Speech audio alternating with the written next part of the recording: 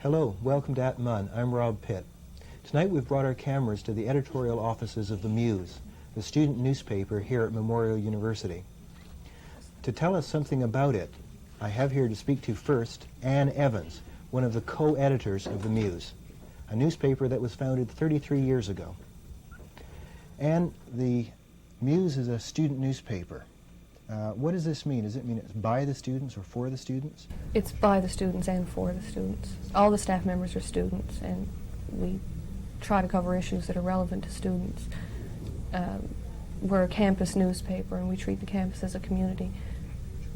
You know, we're a community paper for the campus, so we cover entertainment, sports, news, as well as issues that are relevant to campuses across the country.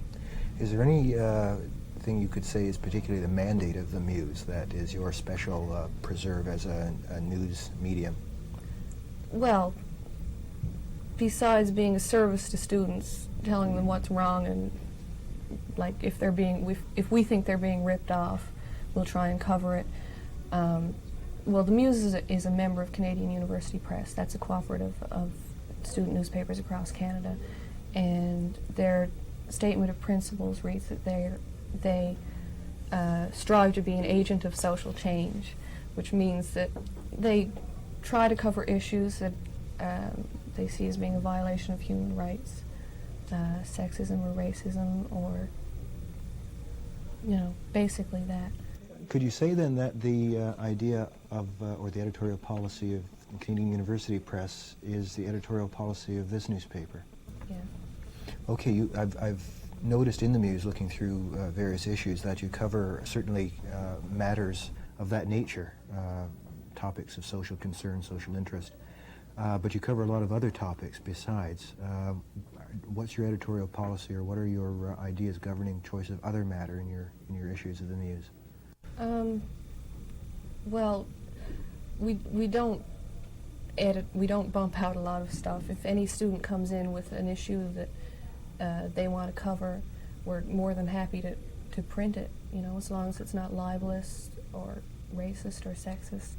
And if a student comes in and says, you know, they're interested in journalism, they're interested in getting involved in the paper, we have a story list, and we say, you know, are you interested in covering any of these? And we'll explain how to cover it, and, you know, if they have problems writing a news story, we'll try and help them write a news story. Okay, you mentioned a list of stories or possible stories for a week. Where do you get this list? How do you come up with the list to assign?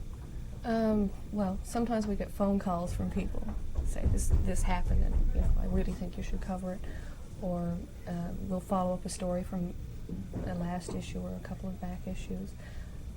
You know, if it's an ongoing thing, well, a Senate meeting or a council meeting is an automatic story, and a lot of stories come out of those. We read other Canadian newspapers and see what kind of issues they're covering, and see if they're relevant to them on campus. So you cover matters of social concern, but also campus news? Oh yeah, well? Campus news. We try and cover activities of other organizations and groups on campus, you know, films or lectures or, you know, public events, sports, entertainment, you know. We also review movies and plays that are going on in the city outside of the campus. I've noticed that you have some interesting graphics often. Some of the artwork in the Muse is we have a great graphics department. We have a lot of really good people. We've got a weekly comic strip, which is not too common in a university newspaper, and we've got a lot of really good graphics artists. This isn't a syndicated, but your own production, is it? Oh yeah, our own people. In the Muse is funded partly by the CSU. Is this your only source of revenue? No, we get revenue from advertising too. Are these the two exclusive sources of revenue then? Yes. You don't sell the paper. No. If we sell subscriptions just to cover the cost of mailing, but that's pretty lax. Okay, but generally around campus, a student can just go and pick up. Oh yeah, the Muse is free. It's paid for. Our circulation is 5,000, and we distribute on campus. And sometimes, if somebody takes the initiative, we'll bring them downtown and drop them off in a couple of locations. You say that some of your funding comes from the student council itself, from the CSU. Does this put you in any kind of a conflict of interest situation? The fact that you're getting the money from the governing body, the student governing body, and at the same time you're in a position where you might want to criticize or attack policies of that governing body? Well, we're protected by our Constitution that gives us editorial freedom. You know, we don't have to answer to anybody. I mean, I'm not going to deny that there have been conflicts, but this council relations fluctuate from year to year. There's, you know, each year there's a different council, and each year there's the staff changes because, you know, people come in and out of university. So it depends basically on the people who are working that year. Some years it's really good, some years it's really awful. So you find you do have the freedom to say what Oh, yeah. you as an editor of the newspaper to say Yeah. collectively, what you'd like. Have many people who've worked on the Muse gone on to other newspapers or other media after they've graduated from the Muse and graduated from university? Oh, yeah.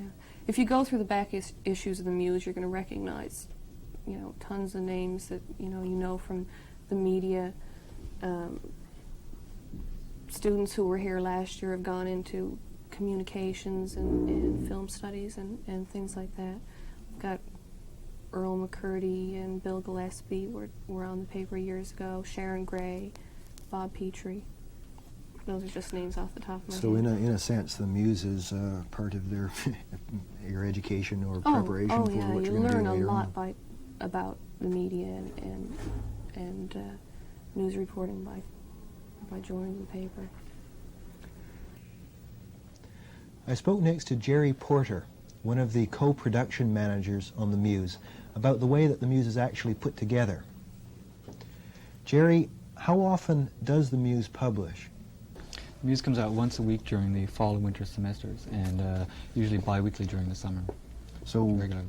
all year round, even though not quite as frequently in the summer, the Muse is available. Yeah, with the exception of exam times and midterm break and stuff like that.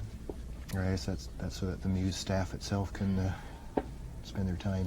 Yeah, they have to have some time to get their work done.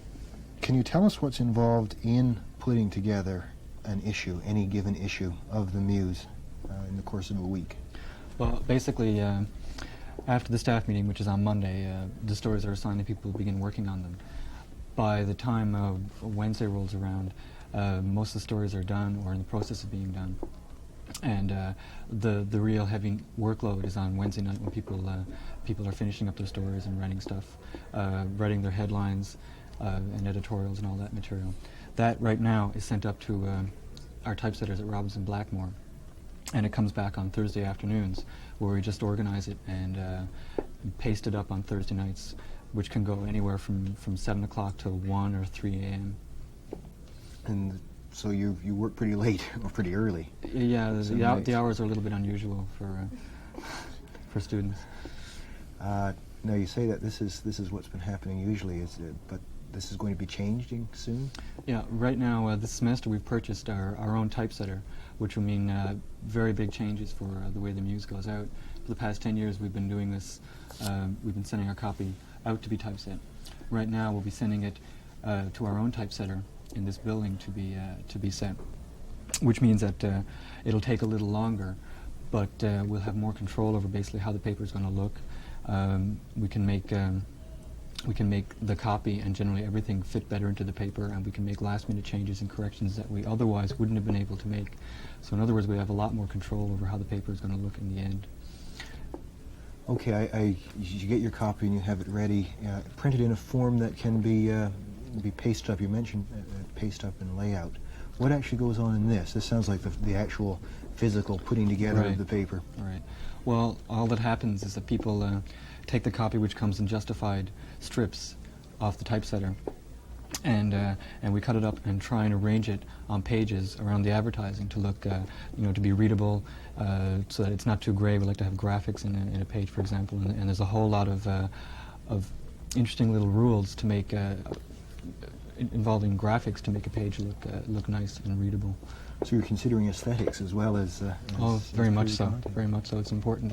No matter how good the paper is, if we write a great paper, people aren't going to read it if it just doesn't look good. And if looking at a page turns you off, or if it's gray and you get bored and you just throw it down. So would this be the same sort of process that's done in, say, the Evening Telegram? I really have no idea, but one thing we can do with our own format, which is tabloid, is that we do have a bit more leeway to play with the way that it looks graphically, and to make it look far more interesting. And as well, the Telegram and papers like that operate with set rules, and we can make up our own rules as to how a paper can look. So we have a freedom of expression in this as well. The people who come here to the Muse to work, where do they come from? Anne said that they can come in if they're interested in a topic and write an article that week. Do most people come and write just one article and go, or do you have a very regular staff that works from issue to issue? Most of the paper is put out by a regular staff, and that people come in and they may be interested for various reasons, and they get involved in various things. Most people who've been on the paper for a few years know quite a bit about just about everything on the paper, from writing the stories to editing to layout to going without sleep. And there's just a lot of people tend to learn a little bit about everything. What kind of training do people have who come here? Any at all? It's basically learning by example. People hang around, and they can learn just by working with other people. Sometimes we have official seminars, and where someone will actually sit in front of a crowd and give a bit of a lesson in certain aspects of laying out or writing or other stuff. Most people just learn by hanging around and looking at the people and talking to them, basically. It's a very informal way of passing on information. Jerry, why do people come to the Muse? I guess there's as many reasons as there are people. People come in because they can't seem to find anything else interesting in the university to do, and this seems interesting. People come in because they may like the people, or they know someone around here. The odd time we get people who come in because they're really interested in journalism or an aspect of journalism, and they intend to make it a career, or they're interested in writing. We get people who just want to draw, and we have a very big graphics department. People have talents that they want to exploit, or they want to come in and they want to learn things that they don't know already. It sounds like a very good place to learn it. It is. Jerry, thanks very much. Tonight I've been talking to Jerry Porter and Ann Evans of the Muse, the student newspaper on Memorial Campus. Join me again next week on At Mun.